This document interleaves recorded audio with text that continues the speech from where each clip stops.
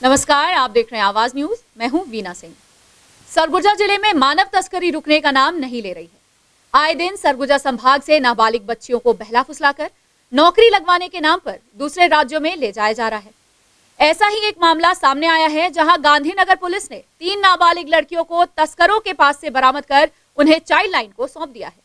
Gandhinagar police की team ने सूचना के आधार पर 3 नाबालिग लड़कियों को तस्करों के चंगुल से छुड़वाया है। दरअसल कुसमी थाना क्षेत्र की 3 नाबालिग लड़कियों को देश की राजधानी दिल्ली में अच्छी नौकरी लगवाने के नाम पर एक महिला व पुरुष के द्वारा ले जाया जा रहा था। महिला तीनों लड़कियों के साथ मंगलवार की सुबह गांधीनगर थाना क्षेत्र अंतर्गत रुकी हुई थी। इसी दौरान तीनों लड़कियां महिला के चंगुल से भाग निकली और सड़क किनारे खड़ी होकर रो रही थीं। इसी बीच गांधीनगर पुलिस को इन लड़कियों के बारे में सूचना मिली। सूचना मिलते ही पुलिस की टीम मौके पर पहुंच गई। इसके बाद जब पुलिस ने लड़कियों को बरामद कर उनसे पूछताछ की तो उन्होंने पुलिस को पूरी कहानी बताई। वहीं पीड़ित लड़कियों की सूचना पर पुलिस की टीम ने छापामारी कर एक मकान से मुकेश नाम के युवक को धर दबोचा, जबकि महिला पुलिस को देखकर मौके से फरार हो गई। इधर पुलिस की टीम लगातार पकड़े गए मुकेश नाम के शख्स से पूछताछ कर रही है। वहीं चाइल्ड लाइन की टीम ने पीड़ित बच्चियों का बयान दर्ज किया है। इस दौरान यह भी पता चला है कि नाबालिग बच्चियों की तस्करी करते पकड़ा गया मुकेश नाम का व्यक्ति इसके पहले भी कुसमी क्षेत्र की बालिकाओं को बहला फुसलाकर दिल्ली ले गया है। गौरतलब है कि गांधीनगर पुलिस के द्वारा इस मामले में अब तक कार्यवाही नहीं की गई है। अंबिकापुर के संजय पार्क में इन दिनों हिरणों की संख्या बढ़ने के साथ साथ पार्क प्रबंधन की मुश्किलें भी बढ़ने लगी हैं। वन्य प्राणियों की देखरेख कैसे की जाए, इसे लेकर संजय पार्क प्रबंधन काफी चिंतित है। देखिए एक खास रिपोर्ट। संभाग मुख्यालय अंबिकापुर के संजय वन वाटिका में वन्य प्राणी हिरण की संख्या पिछले 15 वर्षों में 12 से बढ़कर 75 हो गई है। कोरोना काल में लगे लॉकडाउन के दौरान हिरणों के समूह में 5 नए मेहमान और आए। मौजूदा समय में हिरण के अलावा कोटरा भी लोगों का ध्यान आकर्षित कर रहे हैं। वहीं हिरण का समूह संजय वन वाटिका की शान बन गया है। लेकिन हिरणों की संख्या बढ़ने के साथ साथ प्रबंधन की चिंता भी उनके देखभाल को लेकर बढ़ने लगी है। इधर वन समिति प्रबंधन के अध्यक्ष ने बताया कि पार्क 8 हेक्टेयर में फैला हुआ है। करीब 15 से 20 वर्ष पूर्व वन विभाग के द्वारा शहर के संजय पार्क में 10 से 12 हिरण लाए गए थे। हिरणों की देखरेख के लिए एक बड़ा क्षेत्र विकसित किया गया। इसके अलावा हिरणों के लिए कृत्रिम नाले का निर्माण भी किया गया ताकि हिरणों को उनके समान वातावरण मिल सके। लेकिन समय के साथ साथ संजय पार्क प्रबंधन की मुश्किलें बढ़ने लगी हैं। दरअसल क्षेत्रफल के हिसाब से हिरणों की अधिक संख्या हो जाने की वजह से उनके देखभाल में काफी दिक्कतें आ रही हैं। अब पार्क प्रबंधन हिरणों को जंगल में छोड़ने की तैयारी कर रहा है। 8.5 हेक्टेयर में है संजय पार्क जो है, और इसमें जो जंगल से भटके हुए कुछ वन्य प्राणी हैं उनको रेस्क्यू करके रखा जाता है, और भी छोटे मोटे जीव जंतु हैं उनको रखते हैं। यहाँ से जो अपना शुल्क प्राप्त होता है उसी से सारा इसका मूलभूत रख रखाव का काम किया जाता है। शुरुआत में जब अपन लोगों ने इनको यहाँ का प्रबंधन देखना शुरू किया था तो 8-10 की संख्या में थे, और आज की स्थिति में ये जो है लगभग आपके 75 के आसपास जो इनकी संख्या हो गया है। अब उस साहब लोगों से मांग किए हैं इसके संबंध में जो है कि जो है कि जगह इनका जो है छोटा पड़ रहा है, इनको विस्थापित किया जाए, कहीं सुरक्षित छोड़ा जाए इनको। वहीं इस संबंध में वन मंडलाधिकारी पंकज कमल ने बताया कि वाइल्ड लाइफ को पत्र लिखा गया है। संभवतः नेशनल पार्क गुरु घासीदास उद्यान में हिरणों को छोड़ा जाएगा। संजय पार्क में क्षमता से अधिक हिरणों की संख्या बढ़ जाने की वजह से लगभग 35 हिरणों को वन विभाग जंगल में छोड़ने की योजना बना रहा है, ताकि हिरणों को उनके प्राकृतिक वन आवास में आजादी मिल सके और संजय पार्क में शेष वन्य प्राणियों को अच्छे से देखभाल की जा सके। इसमें जो हमारा संजय पार्क है, इसमें जो अभी हमारे चीतल वगैरह रखे हुए हैं उनकी संख्या थोड़ा बढ़ गई, क्योंकि वो रिप्रोड्यूस बहुत तेज़ी से करते हैं यहाँ पर। तो अभी इसके लिए हमने प्रधान मुख्य वन संरक्षक वन प्राणी को हमने पत्र भी लिखा था।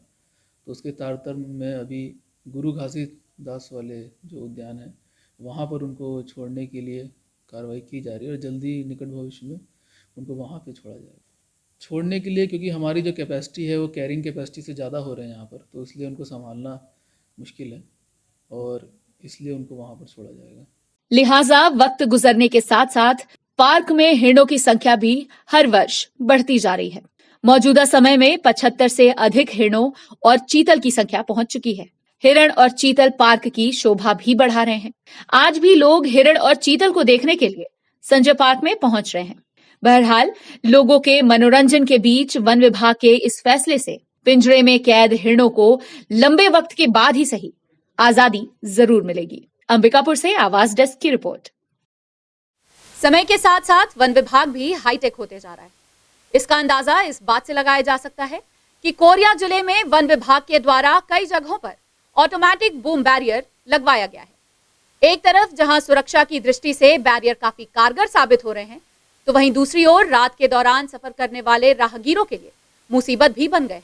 कोरिया जिले में वन विभाग के द्वारा सुरक्षा की दिशा में कई आधुनिक कार्य किए जा रहे हैं। इसी कड़ी में वन विभाग ने वन परिक्षेत्र अंतर्गत लगभग 25 ऐसे बैरियर लगवाए हैं जो आधुनिक हैं और ये बैरियर पुराने बैरियर की तरह नहीं है।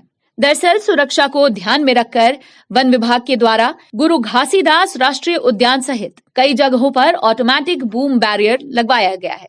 यह ऑटोमेटिक बैरियर सेंसर के माध्यम से वाहन नंबर को स्कैन कर अपने आप खुल जाता है। ऐसे में क्षेत्र से गुजरने वाले वाहनों की ऑटोमेटिक स्कैनिंग हो जाती है और वन विभाग को वाहनों की जांच के लिए मशक्कत भी नहीं करनी पड़ती है। इसके अलावा जांच के दौरान बैरियर के पास लगने वाले जैम से भी राहगीरों को छुटकारा मिल जा रहा है। लेकिन हर सिक्के के दो पहलू होते हैं।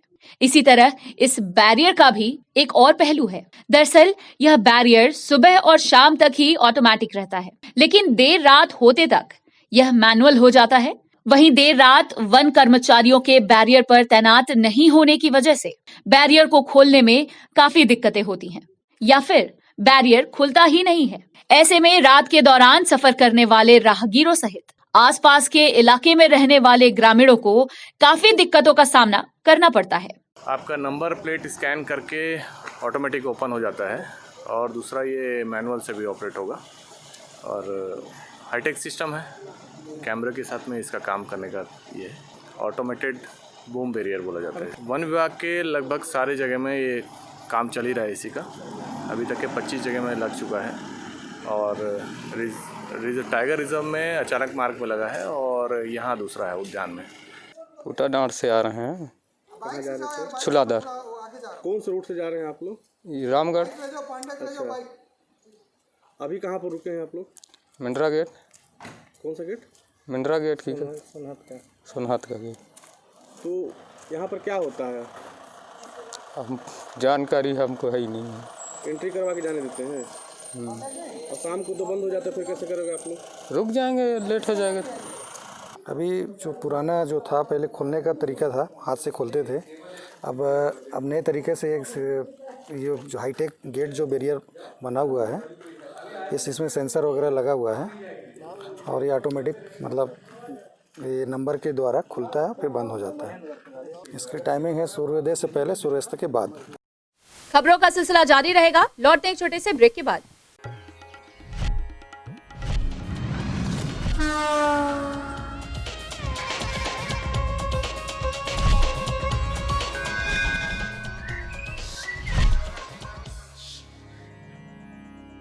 वीएम इंटरनेट सर्विस शहर का सबसे सस्ता high speed fibre internet service. 100 MBPS मात्र 700 रुपए में विद टैग। तो चाहे वर्क फ्रॉम होम हो या ऑनलाइन क्लास, याद रखें वीएम इंटरनेट सर्विस। अधिक जानकारी के लिए संपर्क करें Vande Mahamaya cable network. V M internet service, Alaknanda complex, प्रथम तल, अग्रसेन चौक, अंबिकापुर, सरगुजा। Mobile number 9111785555 7440765555।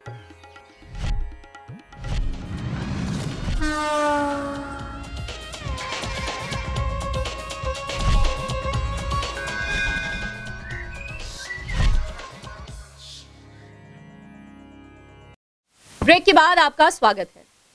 सूरजपुर जिला दार्शनिक स्थलों एवं पर्यटन केंद्रों से परिपूर्ण है।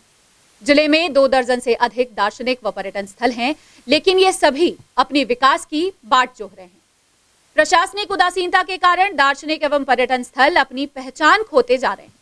जिला बनने के बाद जिले के पर्यटन प्रेमियों को यह उम्मीद जगी थी कि पर्यटन केंद्रों को संरक्षित और विकसित कर राज्य और देश के पर्यटन नक्शे में प्रमुखता के साथ स्थान मिलेगा।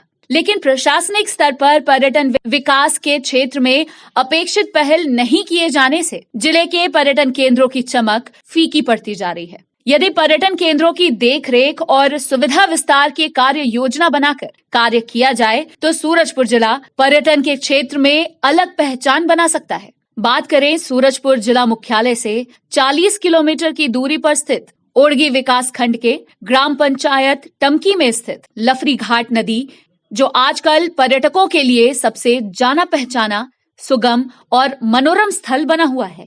इससे पहले बांक बिहारपुर में स्थित रकसगंडा जाया करते थे। वहीं लफरी घाट में गिने चुने पर्यटक पहुंचते थे। वहीं बात करें कुछ वर्षों और इन दिनों की, तो हर रोज यहाँ पर्यटकों की मौजूदगी हजारों की संख्या में देखी जाती है। गाड़ियों का काफिला यहाँ देखने को मिलता है और लोग यहाँ अपने परिवार, दोस्तों के साथ पिकनिक, पार्टी सहित छुट्टियों में घूमने पहुंच रहे हैं, जिसे देखते हुए जिले वासियों सहित यहाँ घूमने आने वाले प्रशासन से मांग कर रहे हैं कि पर्यटन विकास की दिशा में सार्थक कदम लफरी घाट के मनोहारी प्राकृतिक छटा से ओतप्रोत पर्यटन स्थल में सुविधा विस्तार की जरूरत को देखते हुए सड़क, शेड्स, बैरिकेड्स व इंडिकेशन की सुविधा का विस्तार किया जाए।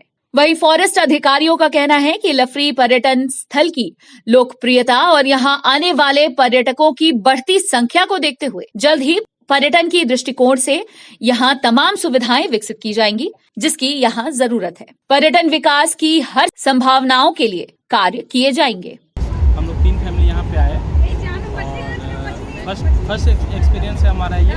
पहली बार हम लोग यहाँ पे आए हैं और काफ़ी अच्छा जगह है। बच्चे बहुत अच्छा एंजॉय किए। बच्चों को हमने वहाँ पे ले जाके नहलाया, साइड में सेफ जगह पे नहलाया। बहुत अच्छा बच्चे एंजॉय किए। फिर यहाँ पे हम लोग फिर खाना बनाए, खाए।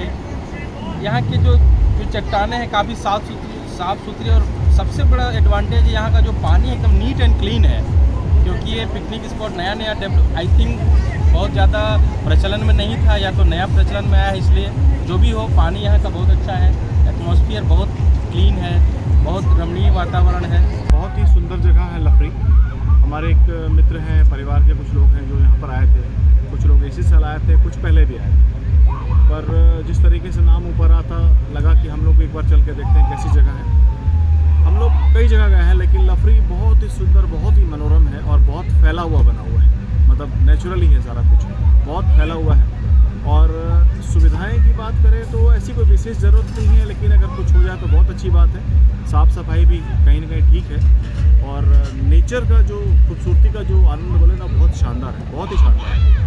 यहाँ पर हर आदमी को कम से कम एक बार तो ज़रूर आना चाहिए और एक्सपीरियंस उसके बाद उसको क्लियर होगा कि मेरे को फ्यूचर में कब आना है, कब नहीं आना है। बट नो डाउट बहुत शानदार जगह है, बहुत मज़ा। ये लफरी घाट में आज देखने आ गए अपन। बहुत अच्छा मनोरम जगह है। काफ़ी लोगों के यहाँ संख्या पिकनिक स्पॉट के रूप में आ रहे हैं। और इस क्षेत्र की जो डेवलप की बात है, रेल नदी में बहुत सुंदर जगह है। अपने ज़िले के लिए बहुत खूबसूरत जगह। संख्याओं को देखा जाए, यहाँ के प्रचार प्रसार में देखा जाए तो बहुत लंबा प्रचार प्रसार हो रहा है। काफ़ी लोग दूर दूर से आ रहे हैं और इस क्षेत्र में डेवलप की आवश्यकता है। लेकिन अब जनप्रतिनिधियों के माध्यम से और मेरे प्रयास से आगे डेवलप जो हो सकता है उसको करेंगे। सूरजपुर जिले में इन दिनों किसानों के हितैषी बनने राजनीतिक पार्टियों में होड़ मची हुई है। कभी प्रदेश की सत्ता में काबिज कांग्रेस सरकार किसानों के समर्थन में आंदोलन कर रही है, तो दूसरी ओर देश के प्रधानमंत्री नरेंद्र मोदी को किसानों का सबसे बड़ा हितैषी बताकर विपक्षी दल भाजपा प्रदेश की कांग्रेस सरकार को घेरने में लगी हुई है।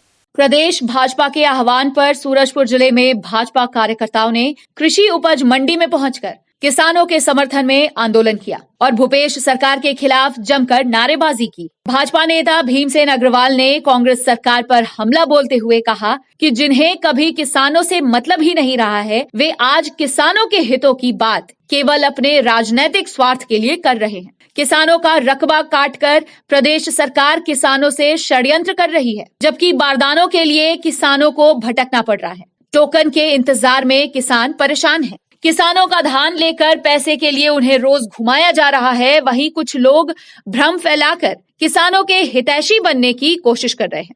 जिसे जनता भली भांति समझती है। आज भारतीय जनता पार्टी छत्तीसगढ़ के द्वारा सभी विधानसभा क्षेत्रों में मंडलों में चौपाल कार्यक्रम था।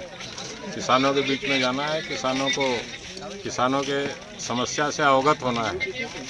इस तरीके से अभी छत्तीसगढ़ सरकार ने, भूपेश सरकार ने किसानों को तंग कर रखा है।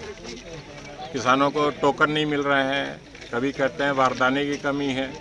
इन्होंने 2500 रुपये क्विंटल धान खरीदने के लिए कहा था, अब उसी रेट पे खरीद रहे हैं जो निर्धारित दर है, MSP पे खरीद रहे हैं। और तरह तरह के बहाने बना करके कम से कम धान खरीदी हो, और किसान जो है उस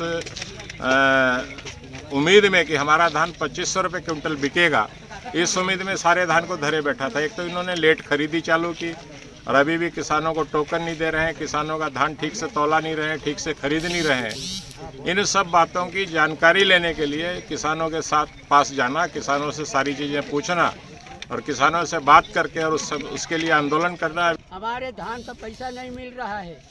16 तारीख से बेचे हैं धान, जमीन ले रहे हैं, उसका लिए हम लिखाई पढ़ाई के लिए इस्तेमाल करने के लिए पैसा चक्कर में फंसे हुए हैं। जशपुर जिले के बगीचा में हुए रिटायर्ड शिक्षिका से 30 लाख रुपए की ठगी के मामले में पुलिस ने मुख्य आरोपी को गिरफ्तार कर लिया है, जबकि पुलिस की टीम ठगी के मामले में फरार 2 अन्य आरोपियों की तलाश कर रही है। बगीचा थाना क्षेत्र के ग्राम छिपाताला निवासी रिटायर्ड शिक्षिका मैरी तिग्गा से हुए ठगी के मामले में पुलिस ने एक आरोपी को गिरफ्तार कर लिया है। पीड़िता ने 1 वर्ष पूर्व थाने में शिकायत दर्ज कराई थी कि 3 आरोपियों ने मिलकर उसे लगभग 30 लाख रुपए का नकली सोना बेचा था। वहीं कुछ दिन बाद जब महिला को शक हुआ तो उसने नकली सोने की जांच की तो पता चला कि सभी लोहे के टुकड़े हैं। इसके बाद पीड़िता की शिकायत पर बगीचा थाना पुलिस ने 3 आरोपियों के खिलाफ अपराध दर्ज कर लिया था और उनकी तलाश कर रही थी। वहीं पुलिस की टीम ने मुखबिर की सूचना के आधार पर काफी प्रयास के बाद मुख्य आरोपी विजय सूर्यवंशी को गिरफ्तार करने में कामयाबी हासिल की है, जबकि 2 अन्य आरोपियों की तलाश पुलिस की टीम कर रही है। पुलिस के अनुसार आरोपी विजय सूर्यवंशी कोरिया जिले का रहने वाला है। उसने जिला पंचायत सदस्य का चुनाव लड़ने के लिए महिला से लाखों रुपए की ठगी की थी। आरोपी ने चुनाव में ठगी की सारी रकम खर्च कर दी और 1,500 वोट से चुनाव भी हार गया। फिलहाल पुलिस ने आरोपी को न्यायिक रिमांड में पेश कर उसे जेल दाखिल कर दिया है। पता किए कौन पैसा वाला है, उसके द्वारा फिर उनके यहाँ माध्यम बनाए जाने का कि टावर वो लगवा लो, तो बोले कि उसके बारे में फिर चर्चा नहीं हुआ। फिर उस बिस्किट वाला भिखारी आके बिस्किट के बारे में बात किया, फिर पैसा का लेन देन हुआ, फिर पैसा ले लिए, फिर पैसा को खर्च कर दिया, मैं चुनाव लड़ दिया, चुनाव में खर्च कर दिया। ग्राम छिपातला की रिटायर्ड शिक्षिका एवं उसका पति भी रिटायर्ड हुआ था। उसी समय उनको पेंशन का बहुत सारा लगभग 30 लाख रुपया मिला हुआ था। जो ठगी हैं विजय सूर्यवंशी, इनके द्वारा पहले गांव में पता किया गया कि आसपास सबसे ज़्यादा पैसे वाले कौन हैं, एवं जब इसको पता चला कि ये रिटायर्ड शिक्षिका हैं, इनके पति भी रिटायर हुए हैं उसी समय, तब इनके द्वारा एक स्कीम लाया गया कि आपके ज़मीन में हम नौकरी देंगे और टावर लगाएंगे और हर महीने 8,000 रुपया मिलेगा। उसके पश्चात 4 महीने तक लगातार विश्वास में लिया गया मैरी तिग्गा को। मैरी तिग्गा जब विश्वास में आ गई, उसके पश्चात इन्होंने सोने की स्कीम बताई कि आप सोने को खरीदेंगे तो आपको अधिक लाभ मिलेगा। मैरी तिग्गा के द्वारा विश्वास में आकर सोने की ठगी हुई उनसे, एवं 30 लाख रुपया विजय सूर्यवंशी एवं उसके साथियों को दे दिया गया। विजय सूर्यवंशी को वर्तमान में गिरफ्तार कर लिया गया है। पूछताछ पर पता चला कि विजय सूर्यवंशी DDC चुनाव लड़ने के लिए ठगी किया हुआ था एवं वह 1,500 वोटों से हार गया था। अगर वह जीत जाता तो अपने साथियों को बाकी जो उस पैसे थे उन पैसे को देता, लेकिन सारे पैसे को वह DDC चुनाव में हार गया। बुलेटिन में फिलहाल सिर्फ इतना ही। शहर से जुड़ी खबरों के लिए देखते रहिए आवाज न्यूज।